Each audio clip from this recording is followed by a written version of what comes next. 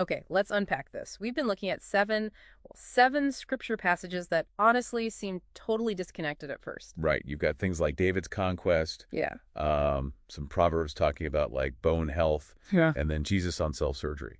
Pretty varied. Exactly. But when you weave them together, this single narrative emerges. It's quite shocking, really. It maps out this highly demanding path to, well, divine fellowship. Yeah, a path that starts, interestingly, with fire Yeah. and ends up in this huge celebration. So that's our deep dive today, synthesizing these sources to really define that relationship. What are the requirements? Why do people reject it? And what does it actually look like in the end? Exactly. And we're focusing just on these texts, looking closely at the, the original language nuances, different translations, trying to nail down the core meaning of this theological journey. So part one, where does it start? The origin story, it seems, is sovereign. God's action, not ours. Deuteronomy 4.2. Fellowship doesn't kick off because we decide to be good or reach out first. It starts because God drags Israel out of the iron furnace of Egypt. The iron furnace. Tell us about that metaphor. It sounds pretty harsh. Oh, it is. Kur barzel in Hebrew. But it's crucial. It wasn't just about suffering, though there was plenty of that. It was a crucible, a place for making something new. Making? Like refining metal. Precisely. The idea was to melt down these sort of disparate tribes, all disorganized, and forge them into one single thing.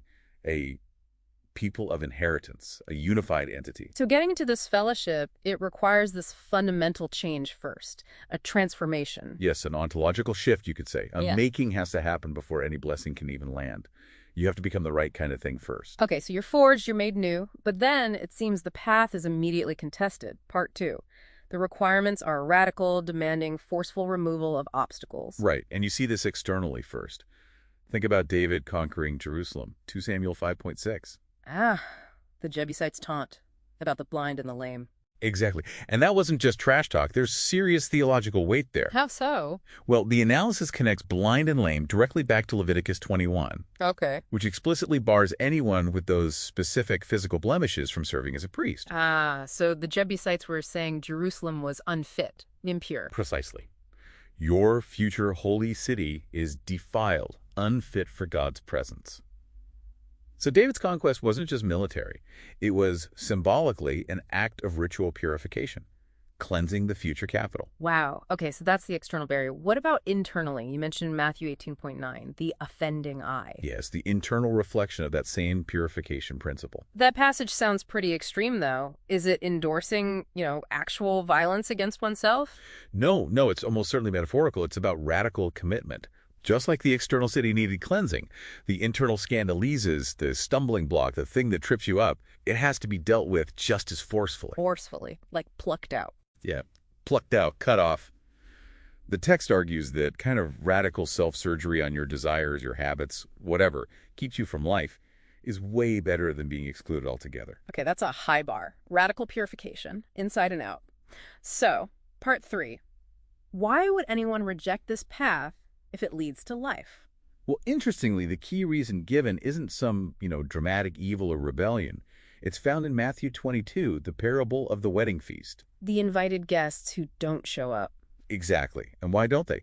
Verse 5 says they were emelisantes, indifferent. They just neglected the invitation. What do they do instead? They went off to their farm and their merchandise. Farming and business. Pretty normal things. Totally legitimate things. Production, commerce, that's the point. It wasn't active wickedness that excluded them. He was prioritizing these everyday good pursuits over the king's summons. So mundane indifference is the big killer here. Choosing the to-do list over the divine invitation.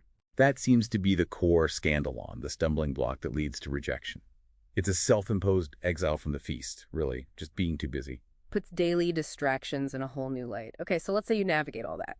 You survive the furnace, you do the radical inner work, you prioritize the invitation. Part 4, what's the actual reward? What does this fellowship look like? Well, Psalm 144.15 gives the state, "Happy is the people whose God is the Lord." That word happy, ashrei, it's like an observable state of bliss, a declaration. As the inner feeling. Proverbs 15.30 gives that. A good report maketh the bones fat. Maketh the bones fat. That sounds odd. It's a fantastic Hebrew idiom.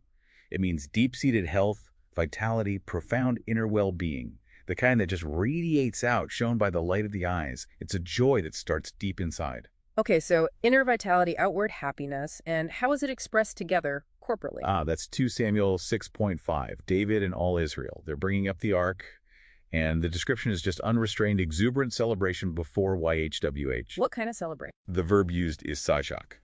It means to laugh, to play, to dance, to rejoice.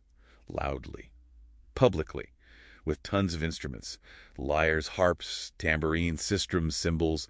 It's the absolute polar opposite of that silent indifference of the farm and merchandise crowd. Total engagement. Wow.